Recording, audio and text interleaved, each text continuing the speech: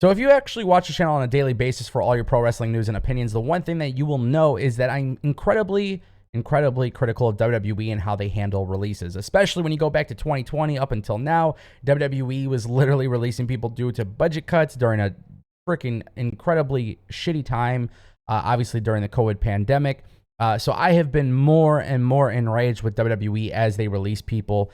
Nonetheless, today we got some breaking news that another WWE superstar has been released. This one belongs to NXT. And, you know, I thought when I saw this news, I was like, wow, man, like I'm really pissed off. This is annoying. But now we kind of got to talk about it in detail because there's some more information. If you guys don't know what I'm talking about, Dave Meltzer has reported that Troy Donovan, a.k.a. Two Dimes, from WWE's NXT Familia, obviously with Tony D'Angelo. Well, if you don't know who he is, he's part of this group that's in a major storyline right now on Tuesday nights, and he has been let go by WWE. Now, according to Meltzer, basically what has happened here is that WWE decided to let him go, not due to a budget or creative decision or talent, or, you know, it's not part of like the 90-day trial type of thing.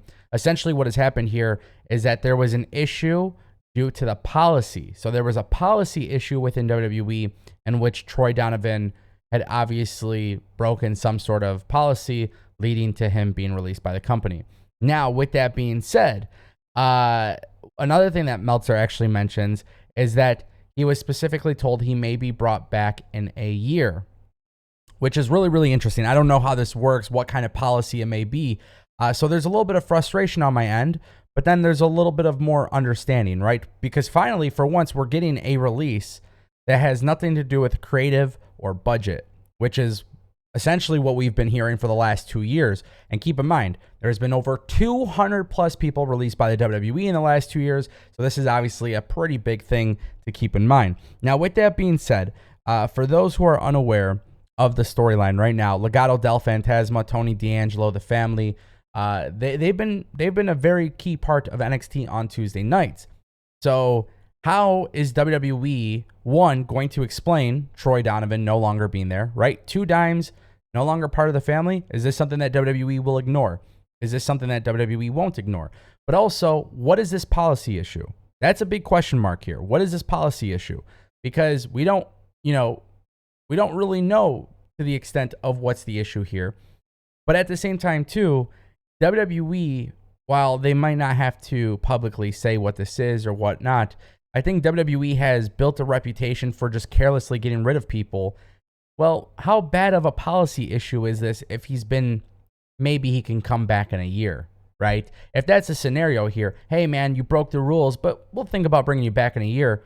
There's something that kind of sounds odd about that. That's just my personal opinion. I'm not saying there's an issue with it, but I kind of got to the point where I'm thinking with WWE, you know, either this is really not a big deal whatsoever, and that's why he'd be willing to come back. But then if that's the case, why would they just release him anyways? And then the other part of me wonders a little bit about WWE and just kind of how they go through this process of signing people, releasing people, and whatnot. Because, you know, if this is a big policy issue and then you bring them back, what are you essentially saying to your talent in the locker room? That it's okay to break the rules or break the policies or whatever it may be. And I think that's something that will definitely have to be addressed at some point, depending on how this goes down. Now, here's the thing. Troy Donovan, Two Dimes. I mean, look, man, this guy's been on TV. He's relatively new. Him being let go, it's not going to kill NXT. It's not going to kill WWE. But this is one of those releases where I think people do got to pay attention to it. Because, again, it's not budget. It's not creative. It's policy. So what type of policy issue is it? Is it that serious? Is it not serious? You know, and these are things that we don't know. But of course, you know, this is a guy that I think WWE, you know, tag team wrestling, by the way, is just not big in WWE. But this is a guy that in WWE was starting to become part of a storyline, part of something special to the show. Who's to say what that ceiling is? You know what I mean? So it's very intriguing to me to see WWE make this decision. We'll kind of see what goes on. Obviously, a lot of people are paying attention because Roderick Strong, you know, we talked about that, him wanting out of there, and WWE hasn't done it. So I think WWE is very, very pick and choosy as in terms of who they're going to keep, who they're going to let go, that type of thing. I don't know if that's necessarily a good look. We'll find out. Let me know what you guys think in the comment section down below.